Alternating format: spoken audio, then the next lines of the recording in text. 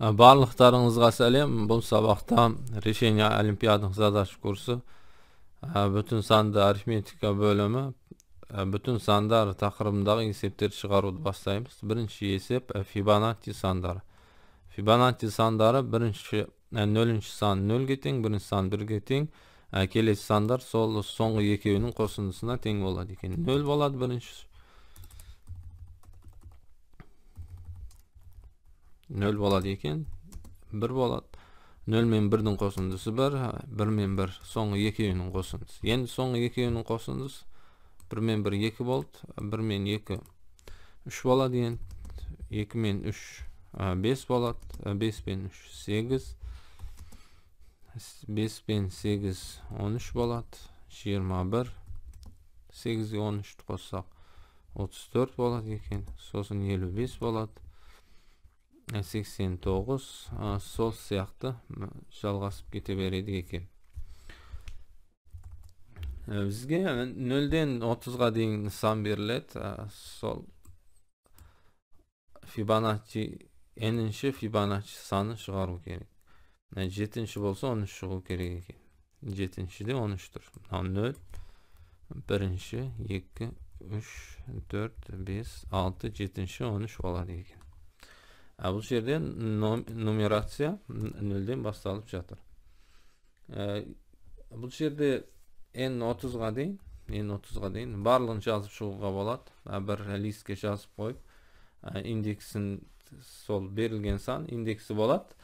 Sol indeksi boyunça na listten sol elementni anyktauga bolady eken bir jolu. Nemесе olardy barlığını kol menen esептеп oturmay kodun жазууга da bolady. A teң basında 0 men 1 bolsun basında 0-nji element 0 ge teң, 1-nji element 1 ge teң bolsun. N teң. Endi okup alayk. Nemесе tolturup alayk. Birinci for I in range. Endi 2'den başlayız. Bu jerde 2'den 31'ge deyin. Mına jerde en 30'ga deyin dep tur. 0 men 1 tolturup koyuk. 2'den başlayız. 30'ga deyin bolsa 30 plus 1 dep жазуу gerek. 30'da kosa alganda A I ikincisinden başlap teң bolat. Soňgusy, soňgy element -1 және soňundan ikinçisi. Soňundan birinci және soňundan ikinçisi. Sol ekebiniň kosundusuna teň bolady. Endi berilgen sandy okuýmuz. N teň int input.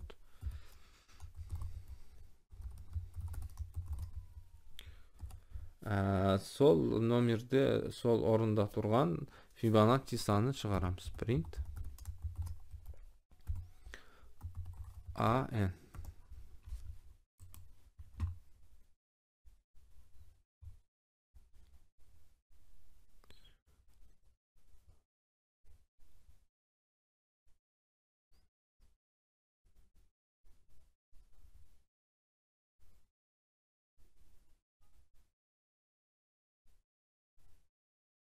Append dep жазуum керек edi. Append dep жазуum керек. Nemесе mına jер 30'ga deyin tolturup alıum gerek. Append dep jaza salayım.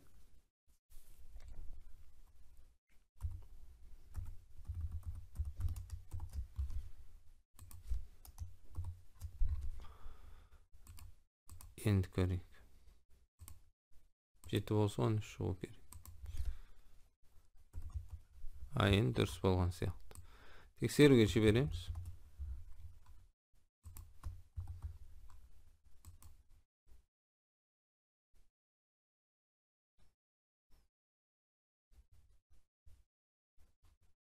Kompilasiya jasalyp jatyr.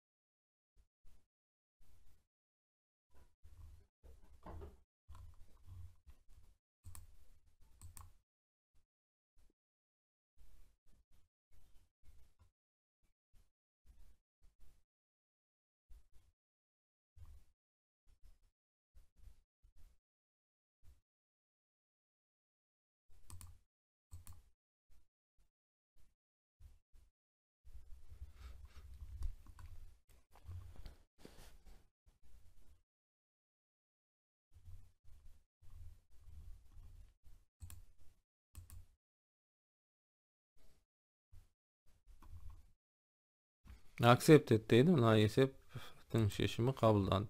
Nemесе mına жерде list koldanbay-ақ шығаруға болады. List қолданбайтын болса қалай болады? Егер n тең 0 болатын болса 0 шығу керек. N тең 0 болса, мына print 0-дің өзі шығу керек. 0 болмайтын болса else алғашқы сан 0-ге тең деп аламыз. Ағымдағы сан 1-ге тең деп аламыз. For деп бастаймыз енді. For I in range 0-ші бірінші тұр, сондықтан екіншіден бастаймыз. N-шіге дейін. N-ді қоса алғанда, сондықтан +1 деп жазу керек. Pref алғашқы сан ағымдағы санға тең болады. Ағымдағы сан алғашқы мен ағымдағының қосындысына тең болады. Pref karға тең болады. Kar мен pref'тің қосындысына тең болады екен. Жауапқа карды шығарамыз. Ағымдағы санды шығарамыз. Print. Тексеріп көрейік. 0 болса 0 шығады, енді ол белгілі. 1 болса да 1 шығады, 2 болса да 1 шығу керек. 2 болса да 1 шығу керек. Мысалға 7 болса 13 шығу керек. Дұрыс сияқты мынаны тексеруге жібереміз.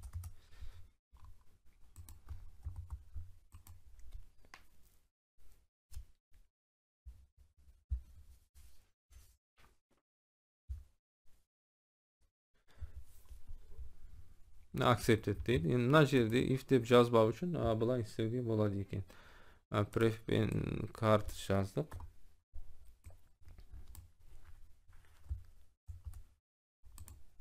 Pref 0-ге тең, алдыңғы сан, ағымдағы сан 1-ге тең. Енді 2-ден бастамаймыз, мына жерде 1-ден бастайды екенбіз. 1-ден бастасақ, сонда мына жерге бірақ pref деп жазуымыз керек. Сонда if қолданбай шығаруға да болады екен. 0-ді беріп көрейін. 0 болса 0. 1 болса 1. 2 болса да 1 болу керек. Дұрыс. 7 болса 13 болу керек. 13 болу керек. Дұрыс сияқты мынаны тексеруге жібереміз. Отправить.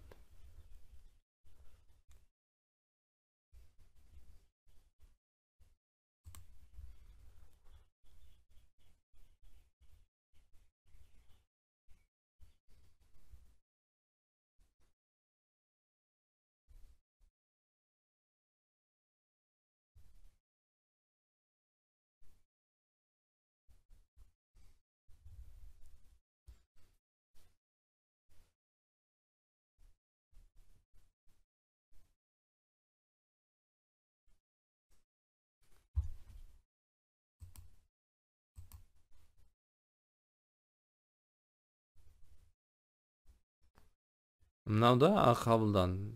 Тағы рекурсивті алгоритм жазуға да болады екен мына жерде. Def f деген Fibonacci деген функция болсын. Егер n 2-ден кіші болса, 0 болса 1 болса, n-нің өзін қайтарамыз. 0 мен 1-нің өзін жауапқа шығарады екенбіз. Return n-нің өзі. Ондай болмайтын болса, 2-ге тең немесе одан үлкен болатын болса, онда fn-1 қосылған fn-2 болады екен. n деген санды оқимыз да print fn деп жазамыз. Print fn. Ол қысқа болады екен. Print fn. Тексеріп көрейік. 7, 13. 2 болса 1. 1 болса да 1. 0 болса 0. Дұрыс сияқты мынаны тексеруге жібереміз.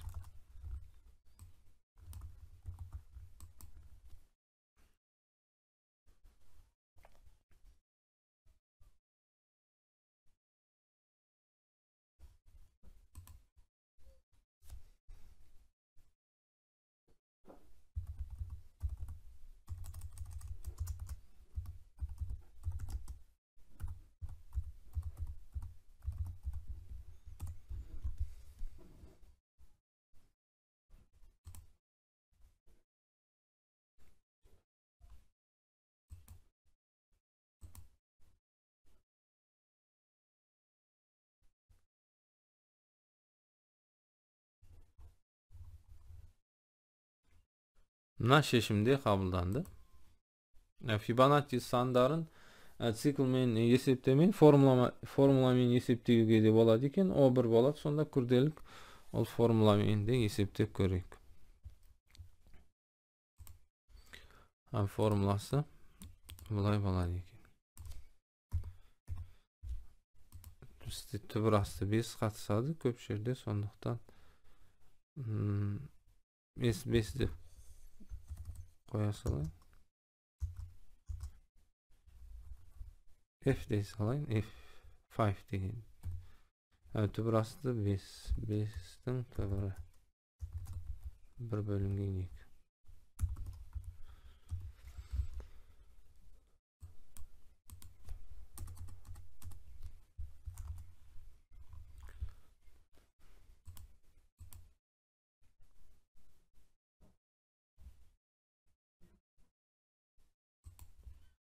Формуласы бұлай болады екен.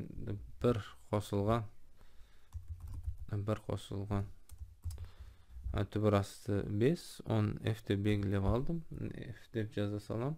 Бөлінген 2, осының барлығы n-ші дәрежеде болады. Дәрежесі n болады екен. Дәрежесі n болады. Bölüngen tağ түбір асты 5. Bölüngen түбір асты 5. Осының барлығын дөңгелектеу керек. Round.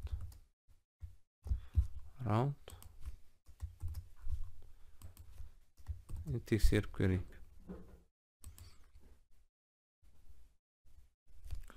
0 болса 0 болу керек. 1 bolsa 1, 2 bolsa 1, 2 bolsa da 1, 7 bolsa 13. Түр сияқты мынаны да тексеруге жіберіп керек. Осындай формуласы да бар екен.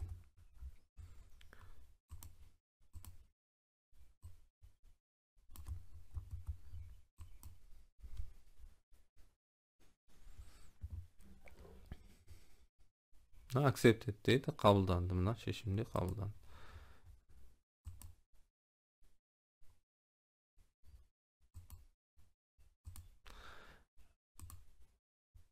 Mına жерден формуласын қарамақ болған, мен жаздым формуласын. Тағы басқа да формуласы бар екен, бірақ мына формула қысқа.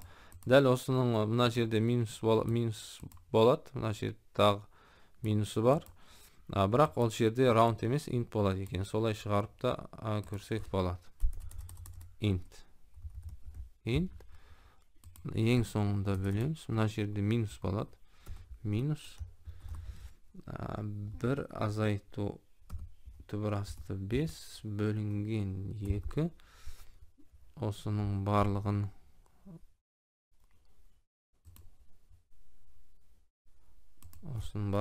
шақшақ алып, n-ші дәрежеге көтереміз. Дәрежесі n болады. Тағы осының барлығын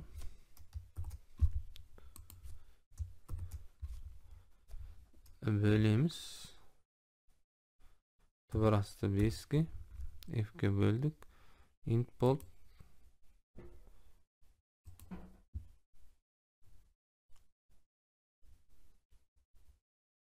Мына жерден жақша жабылу керек. Тексеріп көрейік.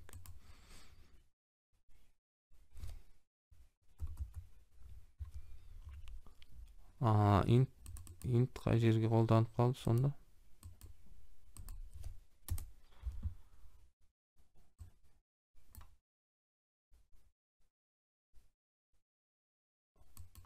Мына жерден болу керек int.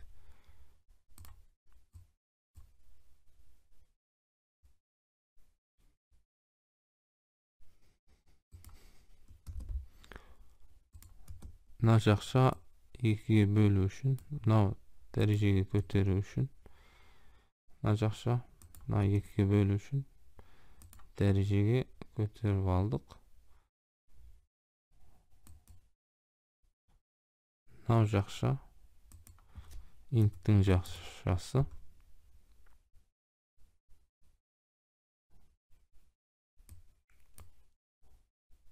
Дәрежеге көтерді. Мына жер азайту үшін мына жерде жақша болады.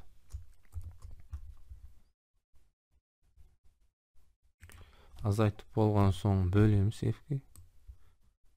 Бөліп болған соң int. Енді дұрыс болған сияқты. 7-ні көрейік қайта. 13. Енді дұрыс болды. Тексеруге жібереміз.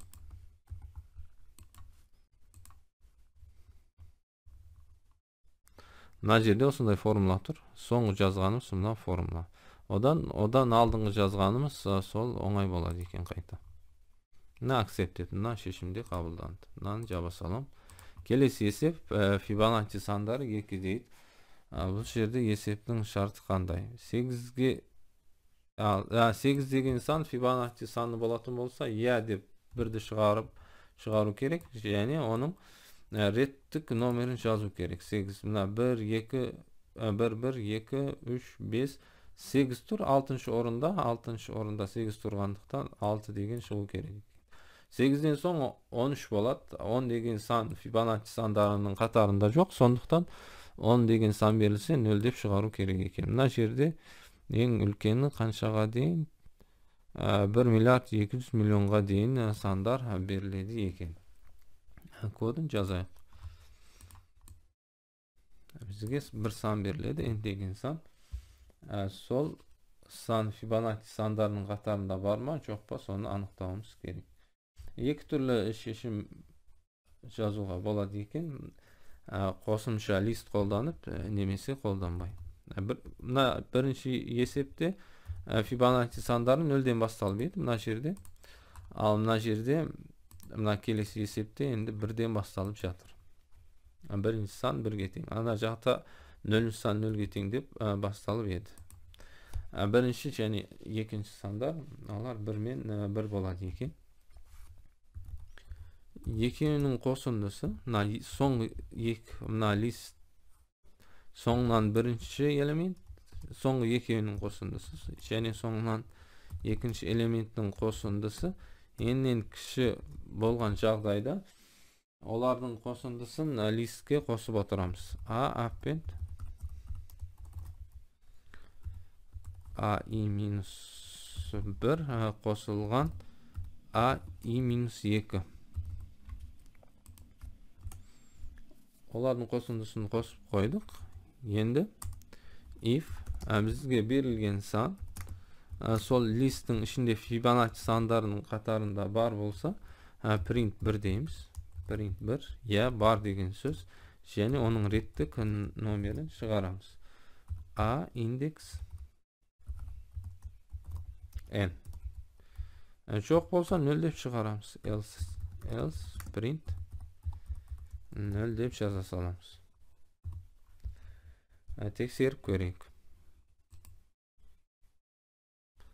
8 болса 1 6 деп шығу керек. 1 5 болды. 1 5 болды.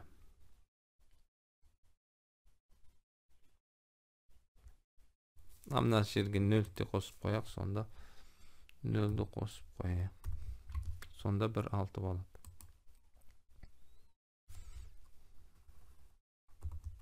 1 6. 10 деген сан болса 0 шығу керек. 0. Ондай сан жоқ дегенді білдіреді. Тексеруге жіберейік. Отправить.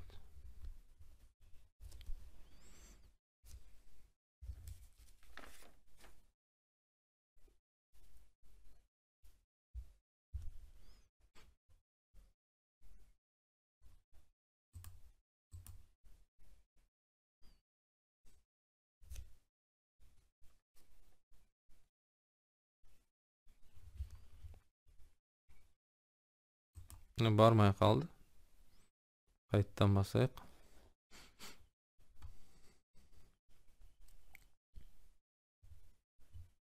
Мына accepted дейді. Енді қосымша лист қолданбай шығарып көрейік.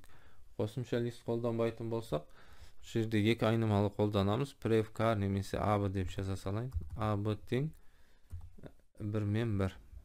1 мен 1. Енді екі элемент бар.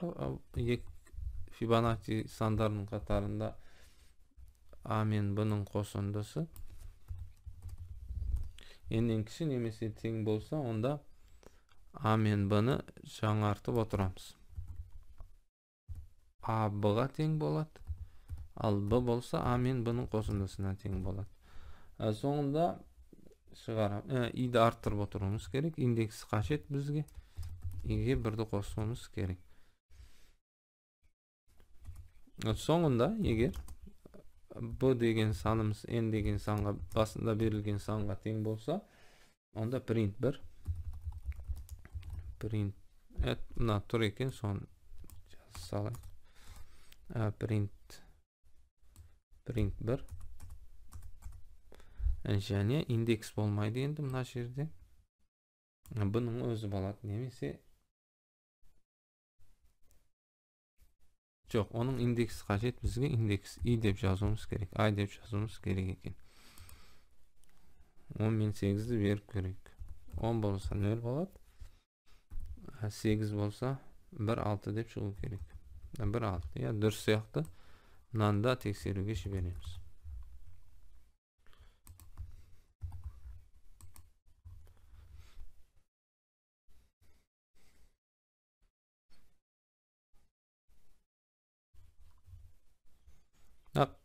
Компиляция жасалып жатыр.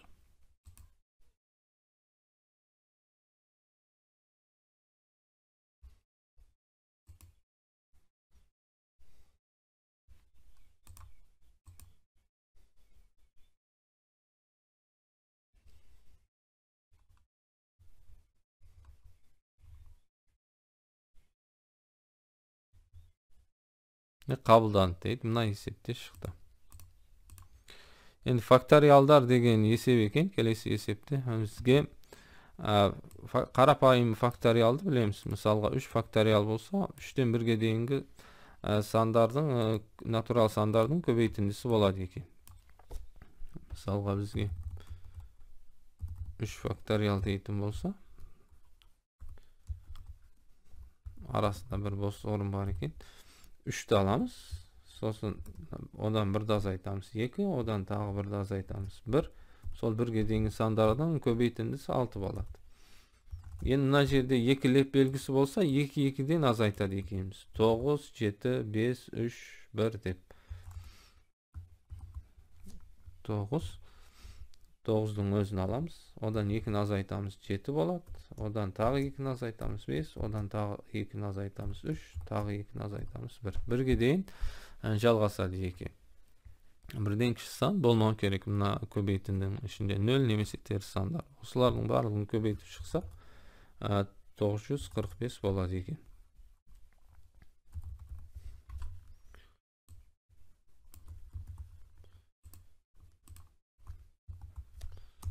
Yani dürüst.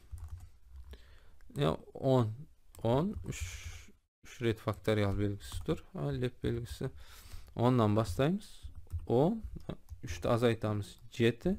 Tağ 3'te azaytamız 4. Tağ 3'te azaytamız 1 болады. 4 деген көбейсек 280 болады. 280. Yani dürüst. Енді мына kodun шешімін жазайық. Бізге n деген санмен факториал беріледі екен. Леп белгісі оларды оқып алайық. Input арасында пробел тұр, сол жері жақсы. Input split деп екіге бөліп аламыз. Мына қазір n string болып тұр, оны бүтін санға айналдырып алайық intпен. Int n деп қоям.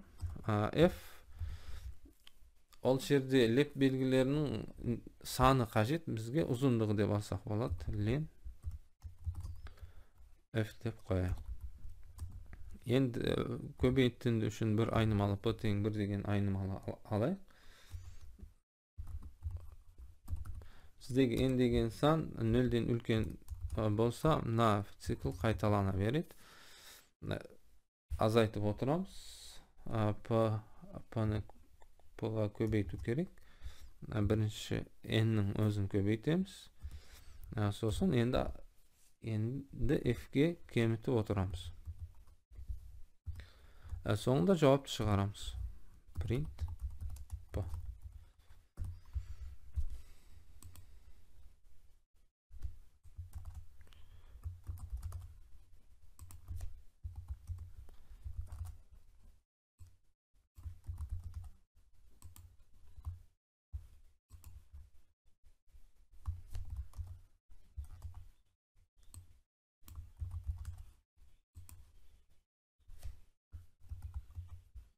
Durs сияқты тексеруге жіберейік.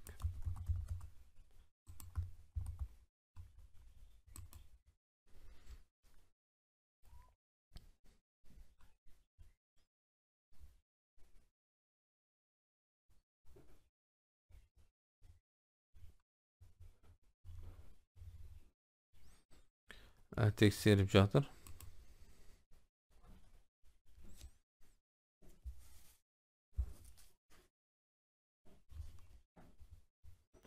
Accepted қабылданды. Келесі есепке өтеміз. Числа Смитта, Смит сандары деген.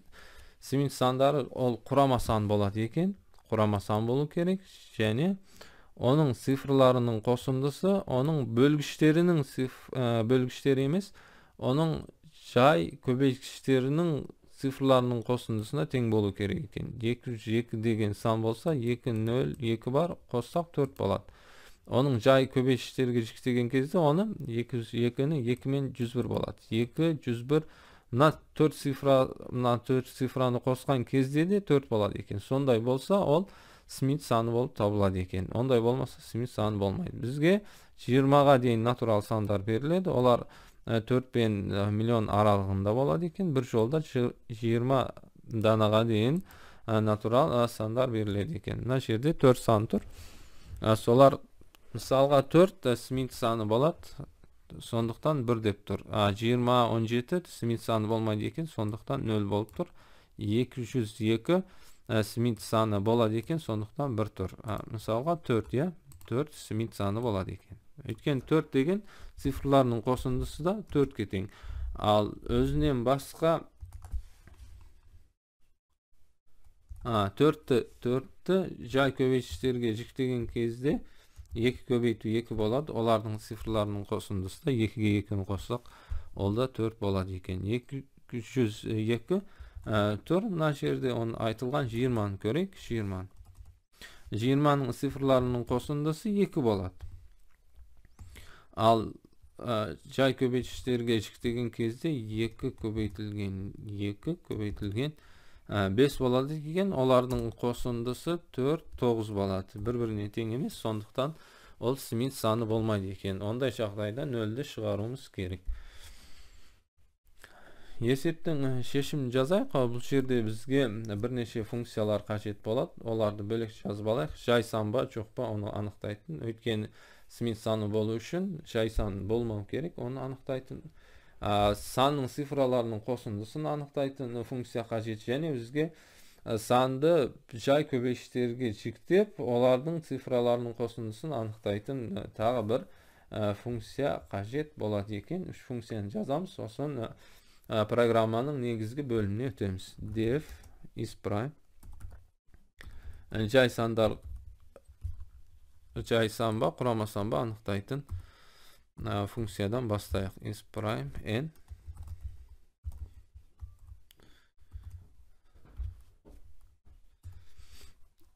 Екіден бастаймыз. Жай сандар 2-ден басталады. Түбіріне дейін тексереміз. Бірақ түбірден шығарып int деп жазбаймыз деп өткен сабақтарда айтқанбыз. Бұлай жазған жақсы екен. Бүтін санмен шығаруға болатын есепті бүтін санда шығару керек. Егер ол қандай да бір түбіріне дейінгі бір санға бөлінетін болса, онда ол жай сан емес, return false. Мына жерде 4-тен миллионға дейін сандар жай сан болмаса, онда ол құрама сан болады. Егер false деген қайтатын болса, құрама сан болады. i'ni 1'ge arttıramız. 2'ge bölünmesi 3'ge sonday tekserip keteberemiz. Return. Bu yerde true dep жазsam da bolat, nemесе en үлкен 1 dep жазsam bolat, biroq en mına jerde 4'ten başsaladi eken, sonduktan true dep жазsam da bola berет. Endi sifrlaryň koşundysyny tabatyn funksiýa jazu kerek. Sum of digits dep жазsam bolat, nemесе sozbayak s1 dep jaza salaýyn. S1 kelesi funksiýany s2 dep jaza salamyz sonda. S-den 0 bolsun, basında koşundy 0'ge teň. Endi iki türlü tabuga bolat, sanyň sifralarynyň koşundysyny int ben nemесе string men jazuga da bolat. str dep stringge aýnaldyryp alamiz. For in sol stringge aýnaldyryp aldyk. N'niň sifralarynyň әрқайсысын alıp intke aýnaldyryp koşundyga koşup oturamyz. Soňunda sol koşundyny gaýtaramyz. Tagy bir funksiýa kajat bizge s2 dep alaýk, onu s2 bolsun.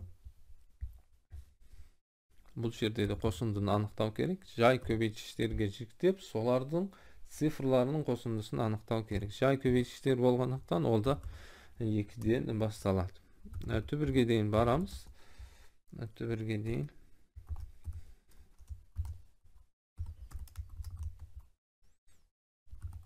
Yekiге bölünse 2'ge bölüp keteberemiz. 3'ge bölünse 3'ge bölüp keteberedi ekemiz. Bölüngenişe böle beremiz. Yani onu koşundyga koşup oturamyz.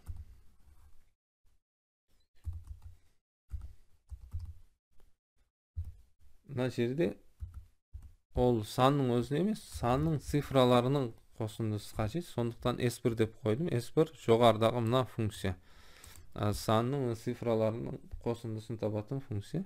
Mına jerde 2'den soň 3 bolat, 3'ten soň 4 bolat, 1'den koşup oturady ekeniz.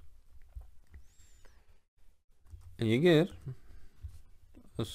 jaýsan bolatyn bolsa, onda tübürüne deyin hiç kanday bölgüçü bolmaýdy. Ol en sol küýünde kalıp ketedi eken. En 1'den ülken bolsa, onda sol en degen sanyň sifralarynyň koşundysyny koşup koýamyz. Sol jaýsanyň sifralarynyň koşundysyny koşundyga koşup koýady ekeniz. Sonu men return s dep жазamyz. Return s. Endi programmanyň negizgi bölügüne ötemiz.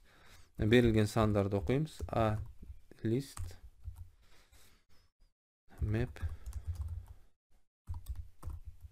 int input split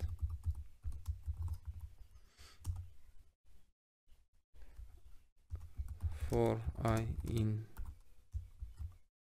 A. Eger bizge berilgen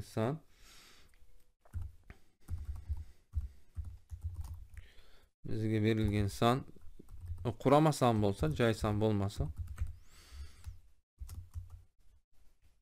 yani sol şerge kosa salsam da bolap, bölekçe salayın. If yani onun sifrlarynyň koşundysy teň bolsa, onun jaý köbeýçişleriniň sifrlarynyň koşundysyna teň bolatyn bolsa, onda 1 dep çygarmamız gerek. Print 1. Barlygy bir jolda çygy kerek. Sonduktan end dep boş jol koşup koýam. Else print 0 çygy kerek. Smith sany bolmaýtyn bolsa, onda 0 çygy kerek eken. End bu jerde de end. Mına jerde jaýsan bolup kalatyn bolsa da 0 çygaru kerek. Print 0 bolat. Sosun end. Tekserip körek eken.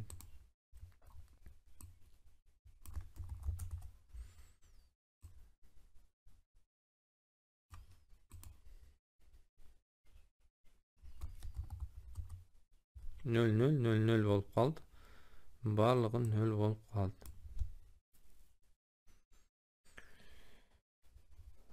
Qay jerde qate ketdi?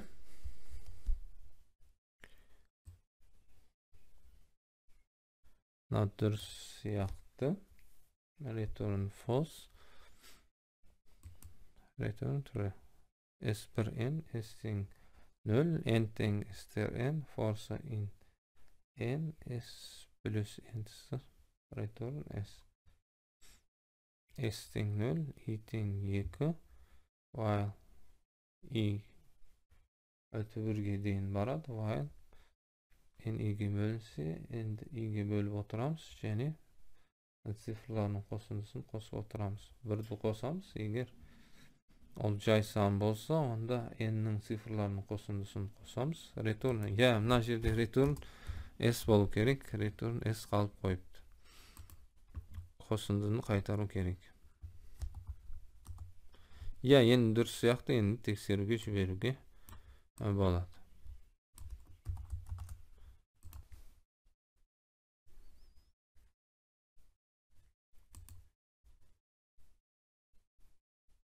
Ya accepted deydi, mana esep qabullandı.